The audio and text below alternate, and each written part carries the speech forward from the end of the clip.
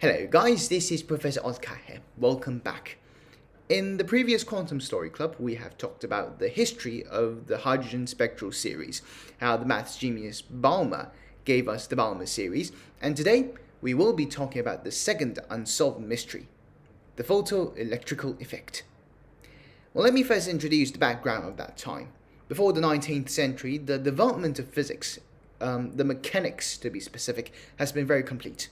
The Newtonian mechanics that we are familiar of can solve most of the mechanical problems in our daily life, most of the phenomena and problems. But of course, there are some unsolved mysteries. For example, the precession of the perihelion of the Mercury's orbit, which was later solved by Einstein's theory of relativity. However, the development of electromagnetism at that time has been, you can say, very slow. Well, the establishment of electromagnetism depends on two people. That is, Michael Faraday and James Clerk Maxwell. Speaking of which, Maxwell made a set of equations and published a book called A Treatise on Electricity and Magnetism.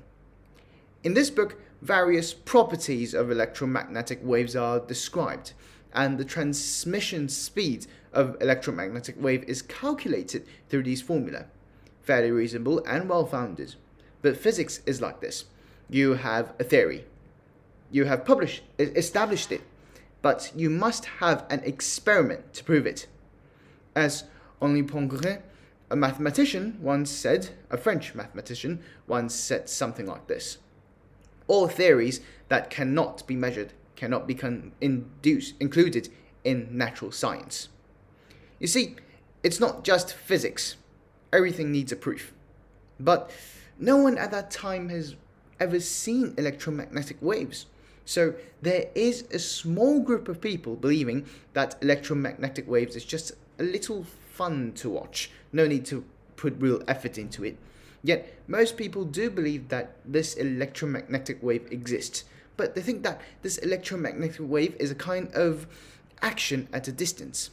This so-called action at a distance means that transmission does not require time, just like a blip, an instant teleportation in video games, or using a better example like the quantum entanglement of atoms.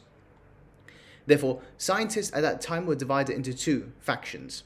One faction supported the Maxwell's theory, while the other believed that electromagnetic waves are an action at a distance.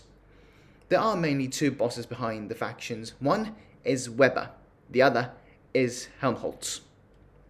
Helmholtz was a professor at that time. In that era, the professor in Europe was really prestigious. One university can only have one professor, unlike now having hundreds, even thousands of professors. In 1879, Helmholtz proposed such a bounty question at the Royal Prussian Academy of Science in Berlin. This is, whoever can prove or falsify Maxwell's theory, I will reward him with 100 ducats. Ducat was a kind of currency at that time. Each coin has about 3.5 grams of 98.6% of fine gold. According to the current gold price, 100 ducats is somewhat equivalent to around 22,500 USD or 18,000 pounds. Then Helmholtz spoke to one of his students, told him, "Why don't you consider about this bounty question? See if you can discover electromagnetic waves from an experiment, and by the way, find out if this electromagnetic wave is an action at a distance." Well, this student is the main character of today's story, Heinrich Hertz. Everyone is familiar with Hertz in it. The unit of frequency, the number of Hertz we are talking about is based on his name. So, in 1887, Hertz did such an experiment. Although in today's view, the equipment he used back then was very simple. But with Hertz's excellent brain and hands-on ability, he really discovered the electromagnetic waves. To be specific, it would be the radio waves. How did he do it? Well, he built a transmitter, then used two copper balls as capacitors, and then charged them continuously. There is a gap between the two copper balls. Hertz's knowledge told him that when the capacitor is charged to a certain level, the discharge of the capacitor will break through the air in the gap in the middle and generate electric sparks.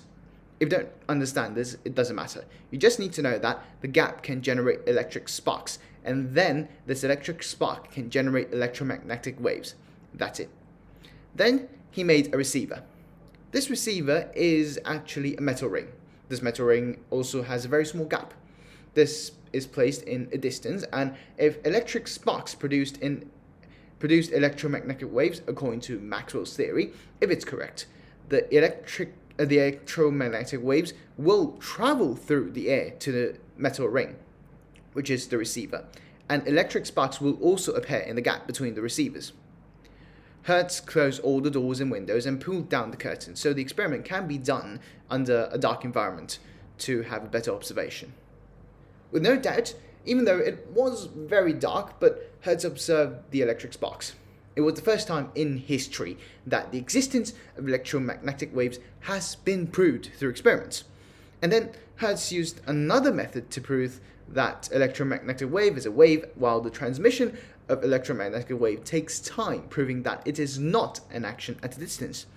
Also proving that his teacher Helmholtz was wrong and Maxwell was right.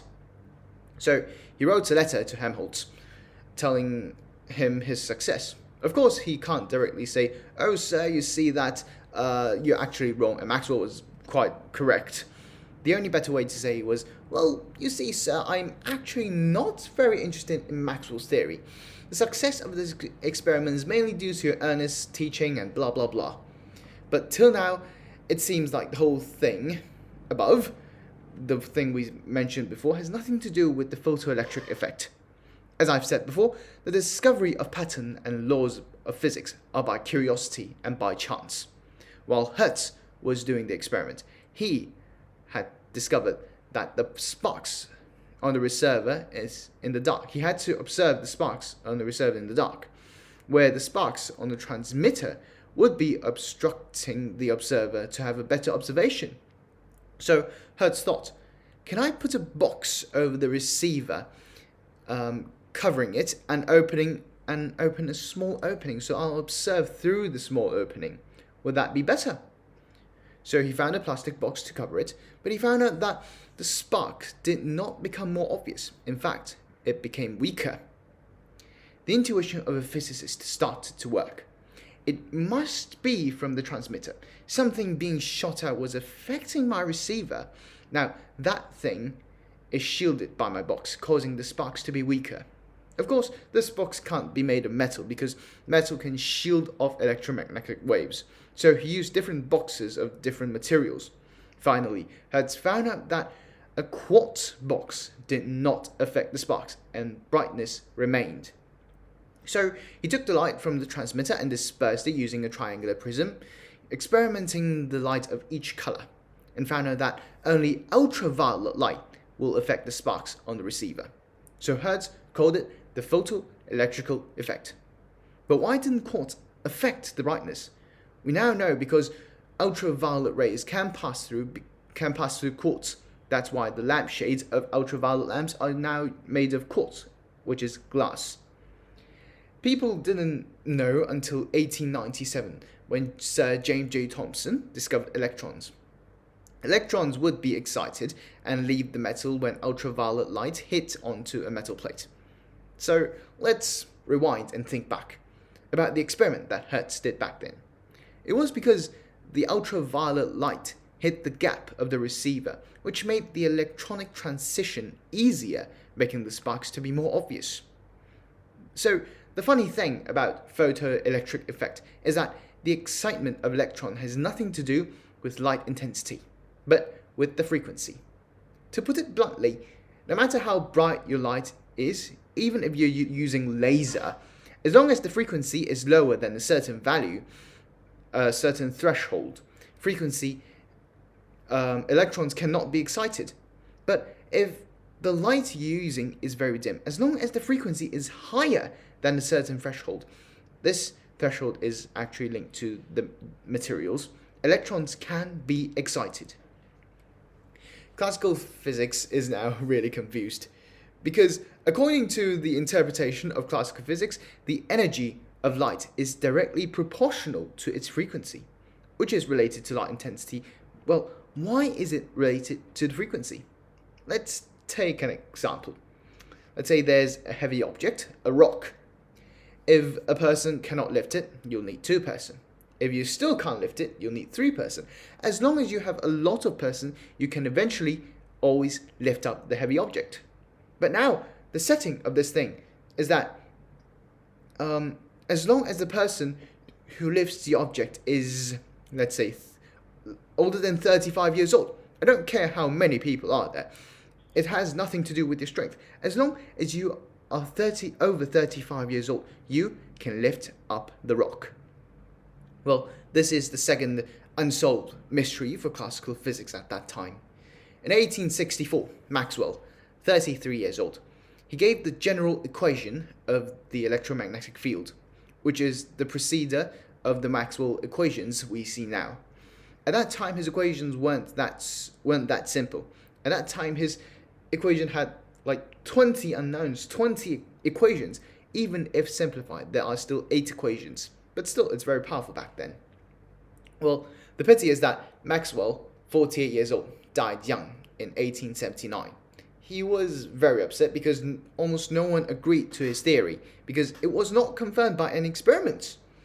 That year, Hertz was just 22 years old. 8 years later, Hertz, 30 years old, he not only proved the existence of electromagnetic waves through experiments, but Hertz also modified the Maxwell equations. Almost at the same time, there's also another person called Oliver Heaviside, who also modified it to the same result, which is the Maxwell equations we now see. Only 4 beautiful equations. So for a while, the equations back then were called the Hertz-Heaviside equations, the Maxwell-Hertz equations, or the Maxwell-Heaviside equations, kind of finishing Maxwell's last wishes. But God has sometimes been quite jealous on geniuses. Hertz died of sepsis at the age of 37. Such a pity. Hertz could live for a few more. If Hertz could have lived for a few more years, he would have definitely won the Nobel Prize of Physics. The first Nobel Prize in Physics was awarded to Roentgen, the one who discovered X-ray in 1901. The rules of the Nobel Prize is that you must be alive. The prize cannot be awarded posthumously. That's why Hertz did not receive one. But the good news is that Hertz's nephew, Gustav Ludwig Hertz, is one of the winners of the Nobel Prize in Physics in 1925, which is related to quantum theory, where Gustav's son, Karl Helmut Hertz, is the co-inventor of echocardiogram. Gustav's grandson, Hans Hertz, is the inventor of the metal jet anode microfocus X-ray tube. God, that's long. The Hertz family really did a great contribution to physics and the medical field. Following the discovery of electromagnetic waves, the electromagnetic theory was gradually perfected and developed into one of the 3 pillars of physics, which are classical mechanics, classical electrodynamics, and classical thermodynamics. So, until the end of the 19th century, people always thought that physics has already ruled the world. Everything about physics has been solved. The mechanics, heat, light, magnetics, everything. So, Albert Michelson, also a very famous physicist, the one who performed the Michelson-Morley experiment, proving the speed of light is a constant. At the end of the 19th century, he said that the building of physics has basically been completed. The future generations are nothing more than tinkering with the decimal places on our foundation. But in the next story, we will be talking about black body radiation, and you'll find out that the situation is far from being simple. Well, great, that's all for today. If you like my channel, please accent the like button, follow my Instagram account, subscribe, and turn on the notification bell. And I'll see your beautiful face in the next time. Bye!